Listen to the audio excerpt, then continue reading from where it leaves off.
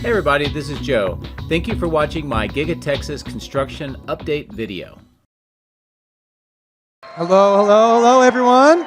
Thank you all for being here. It's great to see a lot of familiar faces out there. For those joining us online, we're here in the Boring Company tunnel for our latest product unveil. And right on brand, this event is powered by Megapacks and Cybertruck. At Tesla, we are building a world filled with sustainable abundance, powered by sustainable energy. And tonight, we are launching the next chapter in that vision. We are an engineering-centric and engineering-led company, and we believe that electric vehicles, charging, storage, and solar, and autonomy, they are not separate tools, but they are part of one seamless solution set. We're excited to introduce our next generation product, the next iteration of innovation born from necessity.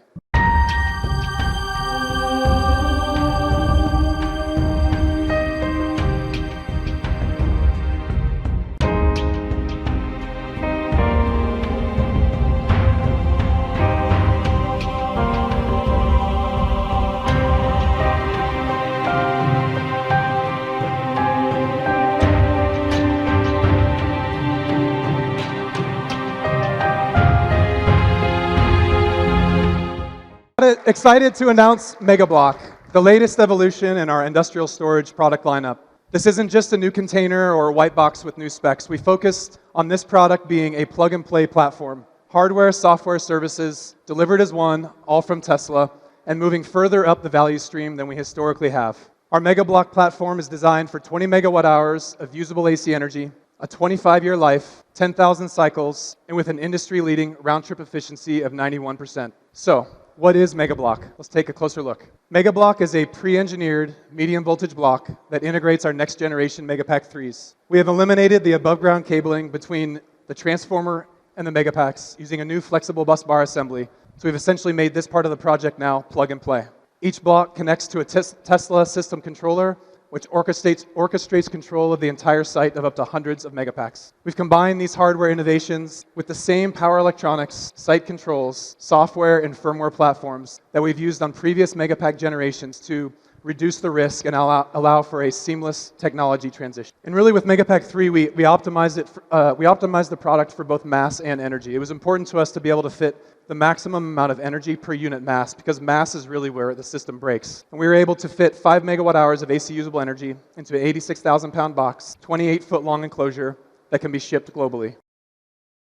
Now, as a quick side note, you may recall that we've been seeing a lot of these transformers accumulating on Giga Texas at several different staging yards, and here's one in the far southwest corner.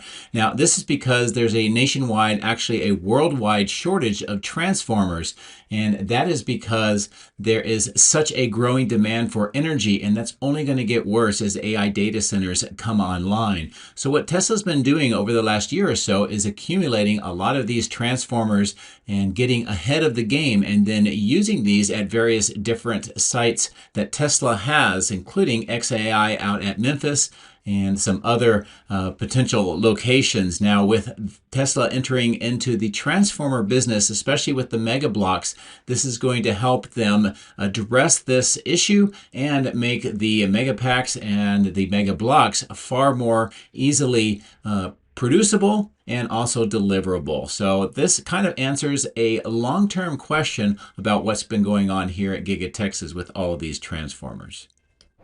Hey, just a quick note that this Friday I'm going to be heading over to Florida. The Florida Tesla Owners Club is hosting their TeslaCon event down in Orlando at the Margarita Resort.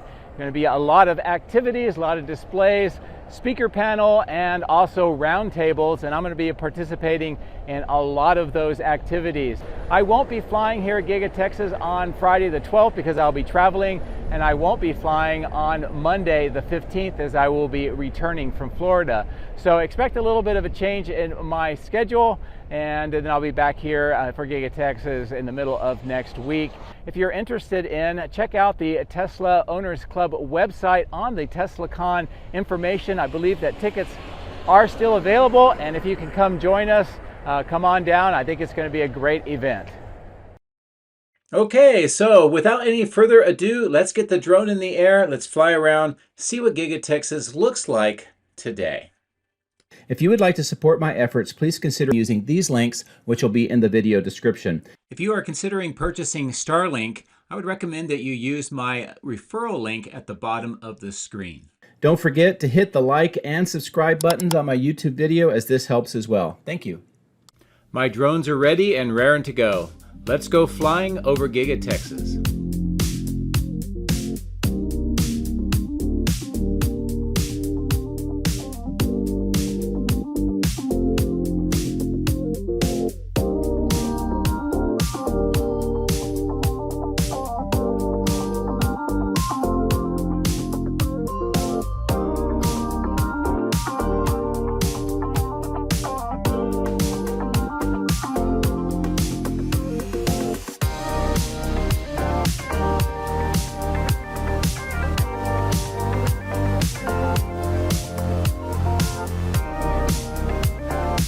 Well, good morning from the west side of Giga Texas with the sun just peeking up over the horizon. So it's going to be a beautiful day and early morning here to fly. And part of the reason why I'm doing that is I'm giving some robotaxi rides later today. But also I'm flying early because starting today for the rest of the week, Giga Texas is on extended production hours. And that means 12 hours of actual production each day. Normally, it's about 10 hours of production each day for a 12-hour shift because you have about an hour to get ready and get everything set up and an hour to shut things down.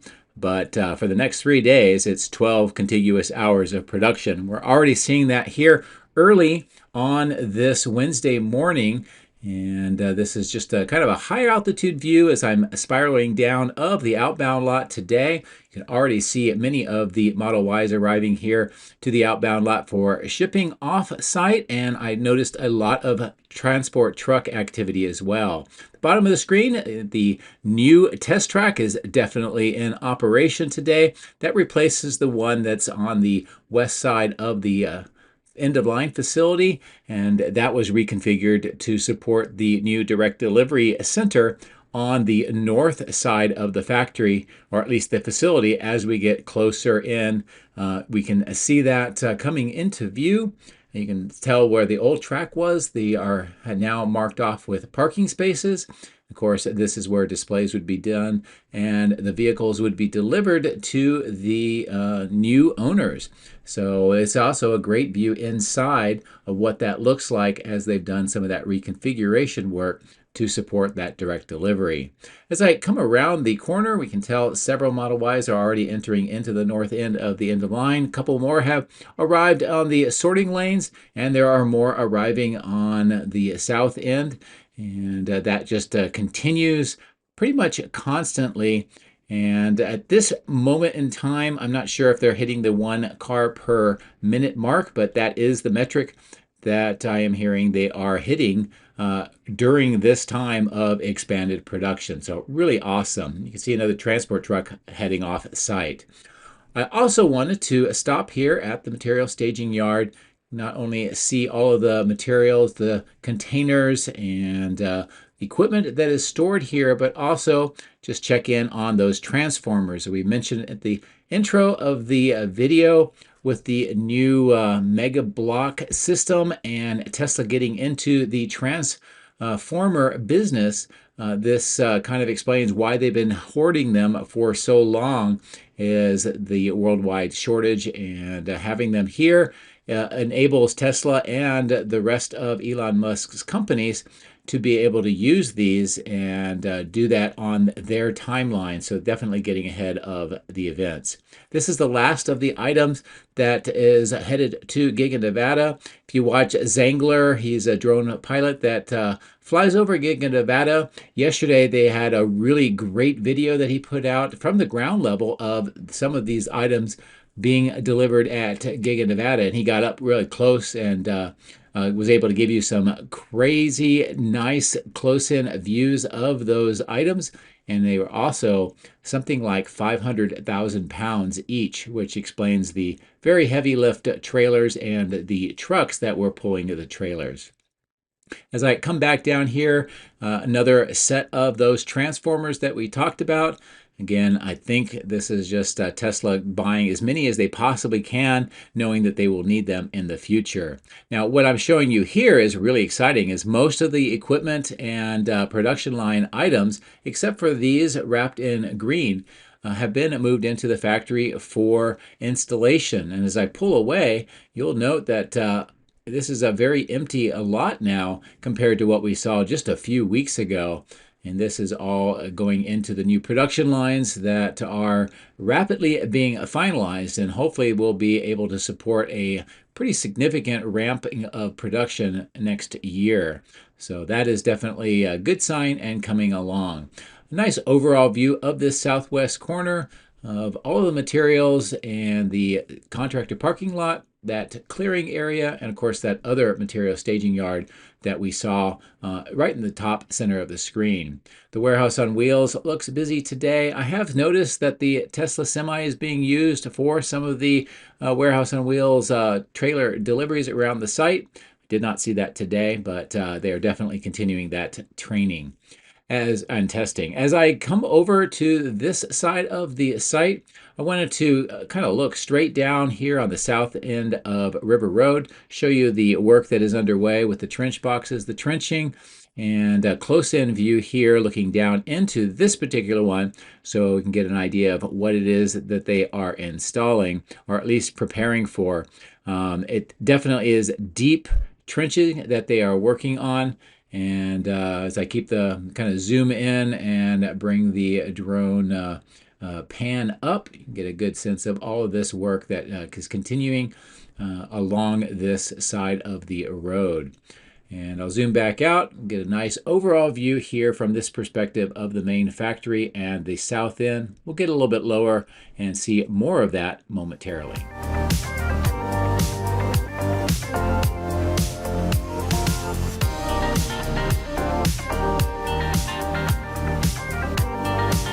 You'll note that most of the equipment and vehicles and other items, materials, glass has been moved away from the River Road extension here. All we see is a few dump trucks, earthwork equipment, and also that blue and white crane. But as I kind of pan back, you'll see that pretty much everything else is gone. Maybe this indicates we'll see some work on River Road extension here and then connect it up to Robotic Avenue on the bottom right of the screen.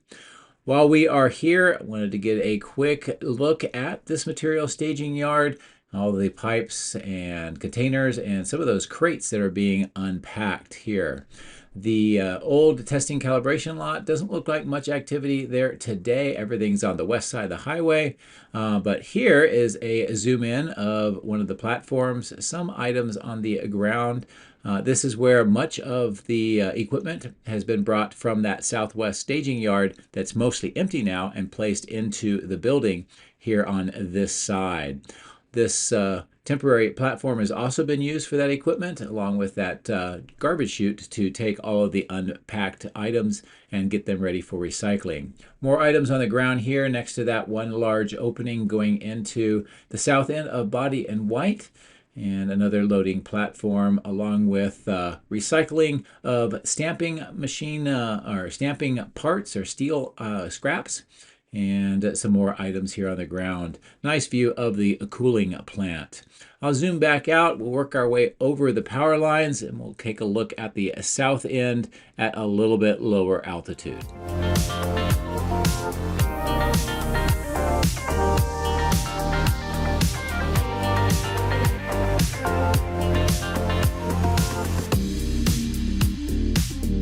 This is what that trenching just to the south of River Road looks like from this altitude.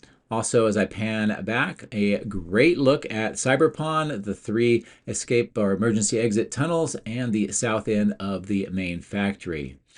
I'll fly along here, bring the drone up to a higher altitude, and let's take a look at what's going on in this caisson. Now, in my previous video, we noticed that it was filled with water, and I'm kind of curious to see what they are doing here today. They are doing some drilling. That's what that red test rig was for. But you can also note what looks to be water in that container and pumping operations to remove all the water. And you can see the pump hoses off to the right. And you can see the worker down there. So it's mostly empty with some mud. And this is necessary to have that tunnel boring machine finish its tunneling effort and then be able to bring those concrete pipe segments from underneath the highway over to connect this caisson to the one on the west side. As I continue to maneuver down lower to the ground, I wanted to show you a closer look at this trench operation that is underway. Looks like it's going to be another deep one. The trench box was getting ready to be placed inside, and also looks like gravel. There's another excavation here with a trench box and more of the gravel mix and other concrete pipe parts being stored nearby. As we continue to fly along the berm, you can tell that the trench boxes are in place for more of that pipe work, but it's all far to the south now of where it has been in the past. I did notice a truck delivering these pallets and crates today. Unfortunately, they were not actively taking them out, so I couldn't really tell much more than what I showed you there. Some nice Cybertrucks on the left. On the right, we can see in this ramp where a lot of these materials that you see on those trailers are brought in, unpacked, and then brought back out and prepared for recycling. I think that's what we're seeing here on those trailers. As we continue to fly to the north, we can tell that some of the display items from 2 weeks ago are still here, these vehicles, and the Cybercab was here. It was put over at the direct delivery center, and now it's been moved inside yet again. At this exit point, this is where the Model Ys are exiting the factory. As I maneuver the drone around, we'll get lucky enough to see Model Y exiting at this point in time. As I mentioned, they have been hitting a rate of about 1 per minute. This is early in the morning, but from what I could tell, at least at the time that I was flying the drone in this area, it was around that mark, maybe a little bit slower, but again, this is just gearing up for the day. So anyway, I think, they're really trying to do production to meet that expanded demand that is certainly taking Tesla by storm this quarter. While I was arriving to this platform and the crane, I noticed some trucks lined up for delivery on the left-hand side of the screen. And since the crane was up at the roof level, I thought I would bring the drone up and see what they are doing. Now, at first, I thought that green bin was basically for trash, and they were going to be collecting all the trash that you see on the roof here. But you can also, if you look in closely, it looks like some materials, maybe solar panels, are being brought up using that bin and the crane. And that would make sense since, as you can tell here on the ground, all of the Unirack mounts are just waiting for more solar panels to arrive so they can continue the installation up to the north along this line of the mount. So perhaps that is what is going on. While I was over the roof, I thought I would come over to the east side and just take a look at these 10 new enclosures for the heating and ventilation system that was added in to the body in white. Pretty much the work is completed. You can tell the larger enclosures that were just finished up next to the older ones.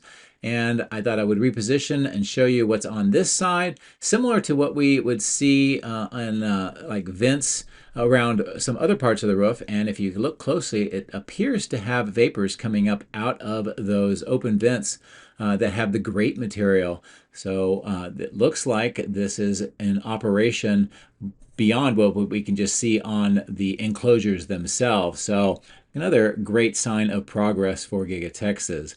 This ventilation system serves the casting machine structure. I did notice these clean roofing sections nearby. I'm not sure if that is something that they've replaced recently or if they're doing some maintenance or preparing for some future installation. Speaking of which, this area has had some of the weatherproof membrane replaced. You can tell with the cleaner white section here, but there's also some frames that are still nearby here, possibly getting ready to be installed on that new section of the roof. So it'll be something that I will continue to monitor. I'm going to maneuver the drone back over to the west side briefly. I wanted to take a look at what was going on with the 4680s. Although we do see pallets being recycled and some of the cans for the 4680s for recycling Don't really see much more here, unfortunately, today to give us a clue what's going on inside the battery cell production part of the factory. This is the berm on the north end where they've been doing a lot of that trenching early on, conduit installation, and also putting in some of these concrete vault items that you see at the bottom left of the screen. Near the north part of the 4680, we see a lot of equipment that was being delivered on my previous videos have been unpacked, and all of the containers are now ready for recycling here on the north end. So it just shows you there's a lot of work still going on inside, building up the production capability for the 4680s. More crates here outside of the plastics manufacturing section, many of which look like they have been unpacked on the right. I think those may be cardboard, and then some other ones waiting for their turn. On this section here, we see some of those body frame racks that move them around, plus the paint stands for the bumpers for the Model Y. And of course, more Cybertruck castings in those bins. On the north end, this gives you a look at the current situation with where the bins are stored and handled. And some of them do have castings, but not a lot up here right now. And that could be because as much as they're being made, especially for the Model Ys, they're going directly for production, and they don't have time to really store them out here very often. Now, as I move over the power lines and bring the drone back down, this is an interesting delivery that is going on. And I'll zoom in and you'll see the melt plant, that furnace loading system on the right waiting for assembly. But you'll also notice all of the scrap aluminum in the wheels. And here's a delivery of more of those wheels.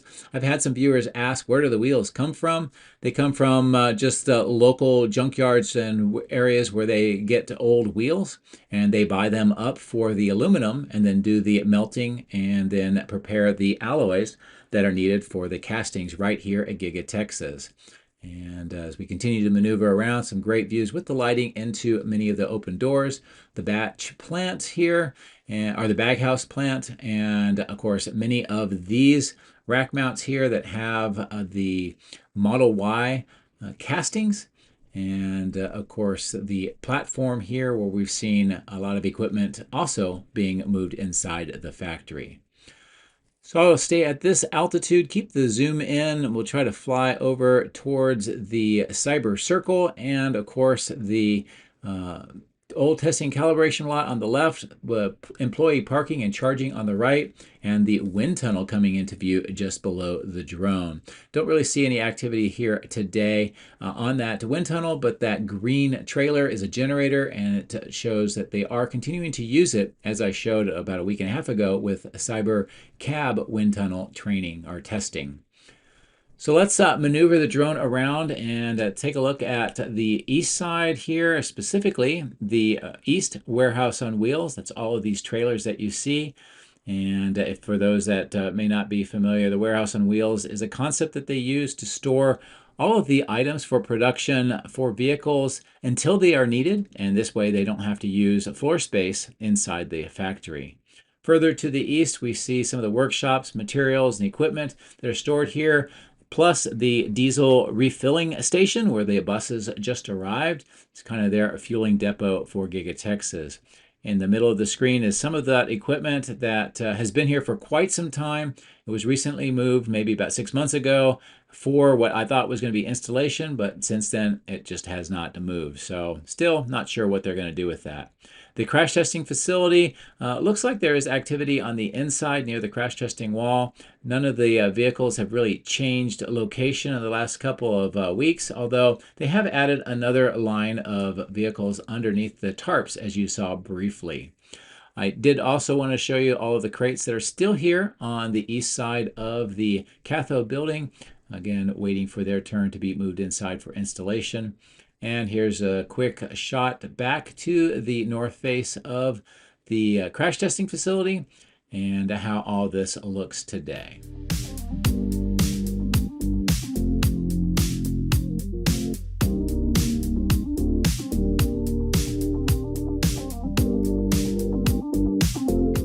Now on the far west side, we saw two locations where the white colored transformers are being stored. Here we have these green transformers, but they're also continuing to multiply.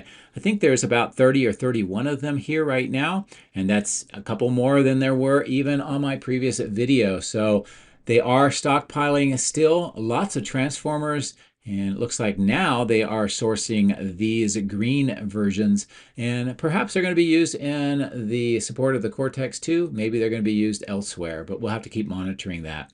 Some deliveries here at the north end of the cathode building, and looks like they're using yard trucks to move some of these trailers. So they most likely have been stored here for some time.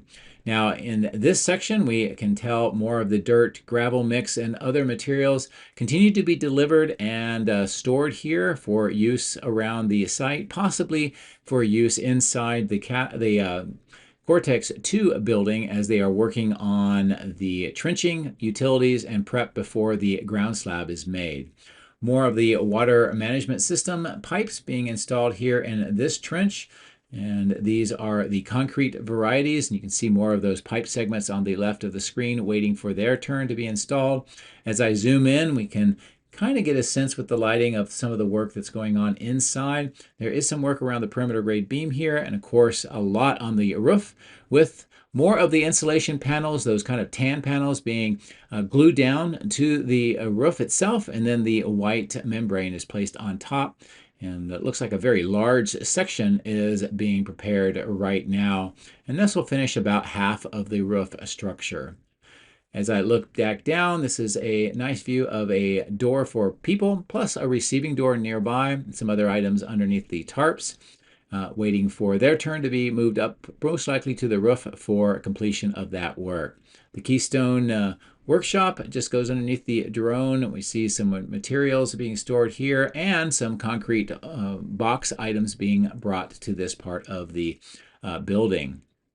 Here's another view with this type of lighting showing you the trenching and some of the pipes that are being installed inside, getting ready to have that done so that they can work on the reinforced slab, which will be coming once all that utility work is completed. Here we see that the texture is being added for the final coating before they put the white stain on, and there's a large section with that white stain being installed. On the left, we saw more trenching and pipes sticking out of that receiving door. And here is something very interesting. Not only have we seen the higher perimeter grade beam and filling it up with dirt on the beam side, but it looks like now they're excavating on the left-hand side of that with a lower grade. So I'm not sure exactly what is going on inside this part of the factory, but it does look like there is some trenching underway, plus these dirt ramps to allow access since the grade is different on the inside. As I get closer here, I notice one small section of roofing being finished up. This is where the roof and the parapet wall come together, so they want to make sure that that is sealed properly to prevent leaks along the wall roof interface. Also a nice look at some of the trim that they're putting on the top of the walls here, and some of the rain gutters that are in place to help direct the water away from the roof, since it's going to be collecting quite a bit during heavy rainstorms. So I bring the drone down lower here. I was trying to get a very good look at what's going on in this opening. We do see some black pipe sticking up out of the ground. The parapet wall on the left, the perimeter grade beam on the left is filled up to its height, and then that retaining wall on the inside, plus the one on that southwest corner. As I pull away here for an overall view, I did notice that they are continuing to work on the trenching for conduit and concrete boxes being placed here today. And here's a close-in view of what that looks like as that work is continuing. So I'm going to reposition over towards the Megapack, and let's take a look what's going on near the electrical switchyard.